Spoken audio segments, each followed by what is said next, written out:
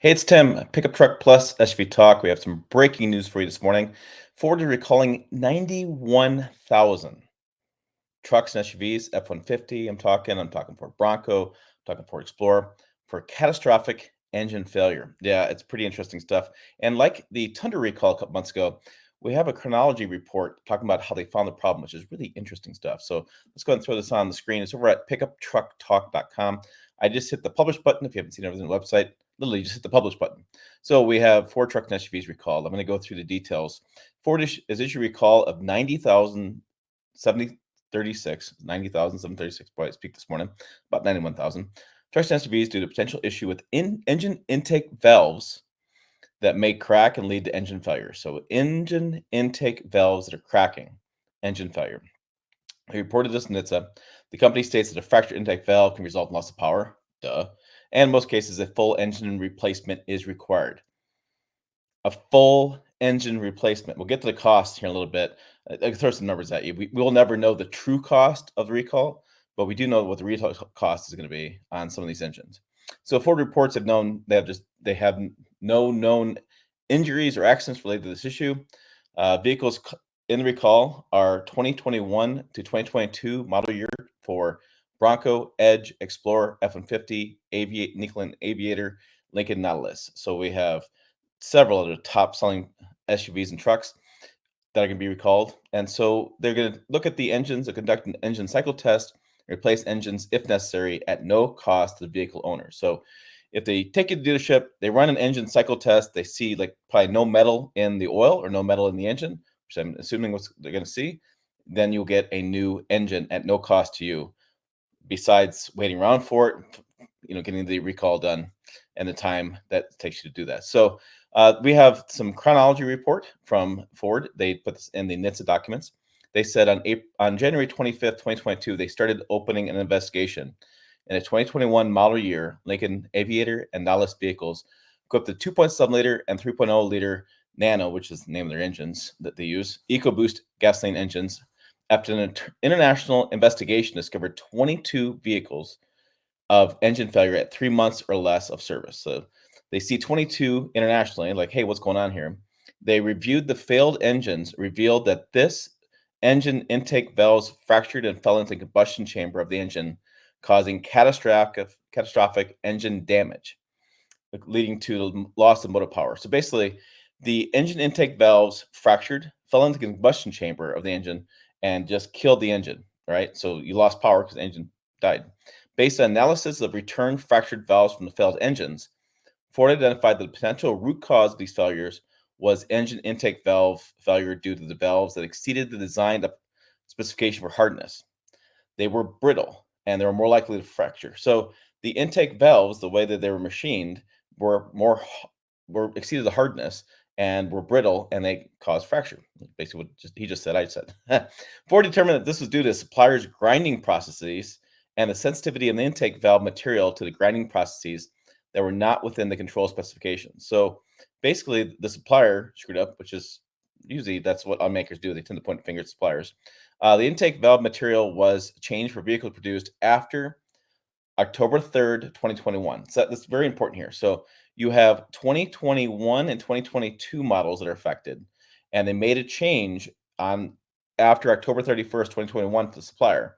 So they're able to track that down, track the VIN numbers down, identify which ones were going to have the issue. The new material increased the valve's robustness to the keeper groove grinding processes out of control specifications. So they changed the way that the supplier made the metal, wasn't as brittle, and it worked better for the old engine application. On May 5th, 2022, Ford's North America Quality Control Group opened an investigation regarding early time in service left hand engine intake valve fractures on 2021 model year Lincoln and Ford vehicles equipped with a 2.7 and 3.0 liter. So internationally, they found some problems. In May, which we're looking at, what's it, a couple months, well, 5 months later, North America got involved because they found that they could confirm 251 engines from warranty repairs. So they had a lot more here in the United States.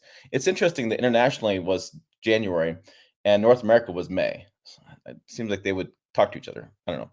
On May 27th, 2022, NHTSA opened an investigation in the defect petition in response to increasing trend of vehicle owner questionnaires submitted by 2021 model year Ford Bronco customers alleging loss of power as a result of catastrophic engine damage.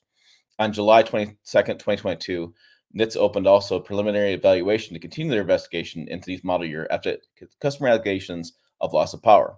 Ford's response was provided to NHTSA on September 28th, 2022. So again, we're talking months to get things done. On September 29th, 2023, NHTSA opened an engineering analysis, expanded the scope of the investigation to include all 2021 and 2022 model year Ford Lincoln products that are equipped with those two engines. Ford's response to NHTSA was on January 2nd, 2024. Ford noted there was a higher than ambient level of repairs observed for vehicles produced between May 1st and October 31st. So NHTSA opens up investigations based on customer feedback. Ford's doing their own investigations. They're trying to figure out the root cause of this. The engineering analysis and the different terminology here just brings in more professionals from NHTSA and engineering to identify what's going on with these engines. On August 9th, 2024, Ford is aware of 811 global warranty claims confirmed or suspected to be related to the fractured intake valves with report dates ranging from February 13th, 2021 to June 3rd, 2024.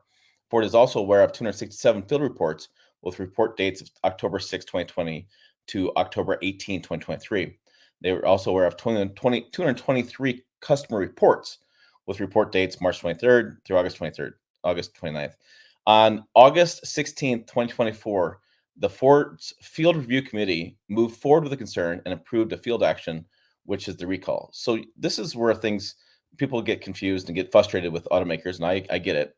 We're looking January 25th, 2022. Globally, the Global Control Group found the issue.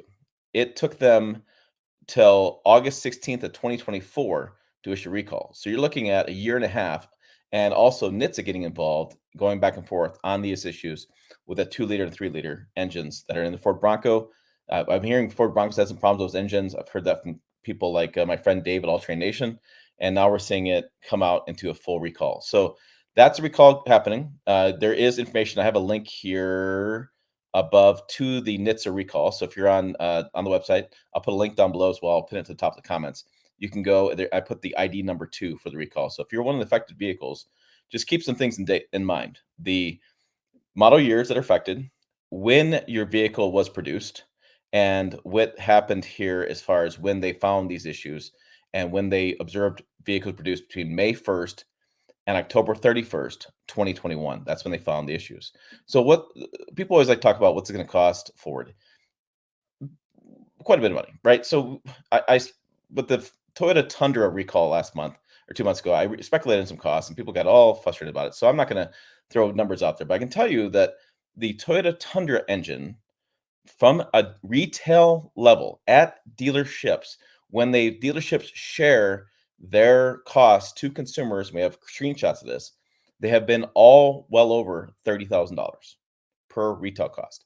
Now, that's again retail. Wholesale, you may be looking at from Ford's own internal building the engines. So we're looking at $4,000 or $5,000, and then you have the install time for the techs, and then you have the time that the customer is not going to have their truck for, because you just can't swap an engine, right? It takes sometimes days, weeks to get all the parts together, pull the engine out, and go through the entire repair. You're looking at a cab off removal, right? Because that's the best way to get in these engines and to get back in there and take them all off, because the engine bays are so tightly put together. And the cab off isn't rare these days. It's been going on for decades now. So we're looking at a massive thing here for Ford. Maybe this can stop some of those complaints I've heard from different Ford Bronco owners, and some F-150 owners had some problems with this engine. So thankfully, they're going to get a full engine, all repaired for free from Ford. But this, folks, this is a big deal. All right. For more, check out videos over here. Website down below as well, pickuptrucktalk.com. I'll put a link to the story. I'll pin it to the comments. So if you're looking for this in future years and your vehicle's affected, you can see the information here on the screen. As always, thanks for watching. I will see you down the road.